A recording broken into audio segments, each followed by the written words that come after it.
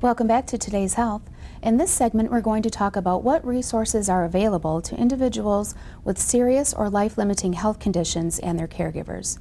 Joining me now is Manager of Case Management Services at McLaren Port Huron, Lisa Johnson. Lisa, thank you for speaking with us today. You're welcome.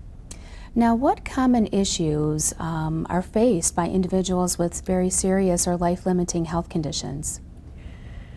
Common issues that they would face as far as the patient and the family caregivers, they don't know what's going to happen next.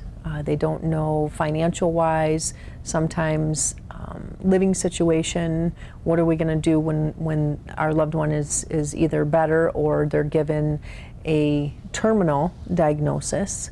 Could be as far as getting to the physician after they're discharged, transportation needs. It could be getting their medications.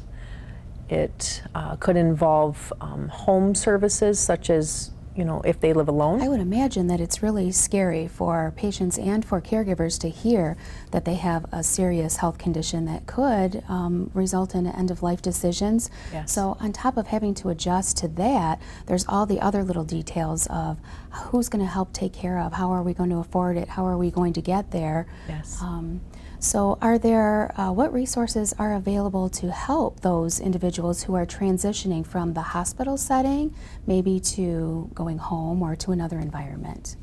There are resources such as home care services in the home. McLaren Healthcare does offer those services. There are extended care facilities, nursing homes.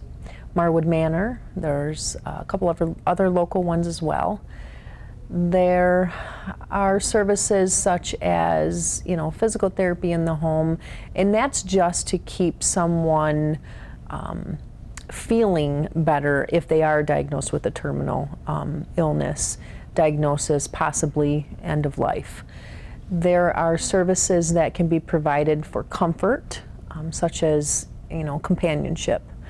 There are rehabilitation facilities that also, Marwood does offer rehabilitation services, like I said, just to keep someone feeling good for the day, not necessarily to get them to a higher level, to go home and not deal with the end of life.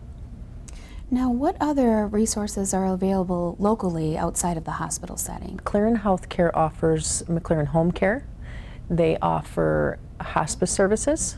They offer infusion services, as well as durable medical equipment. Marwood Manor offers nursing care 24 hours a day, 7 days a week through their skilled nursing facility. There is Council on Aging. They have resources available for taking loved ones to doctor's appointments. They deliver prescriptions sometimes.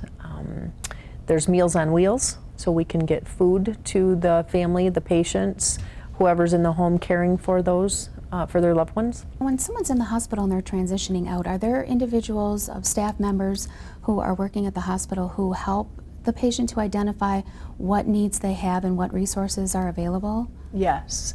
My care management team is consisted of care managers who are nurses that manage the case for discharge planning.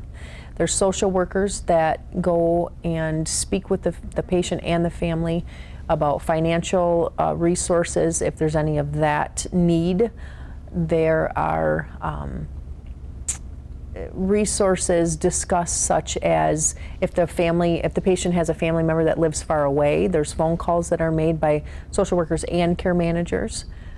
There are transitions that are being made with the companies such as McLaren Healthcare, whatever the patient choice is, Visiting Nurses Association if they wish. That's a local agency as well that offers hospice services.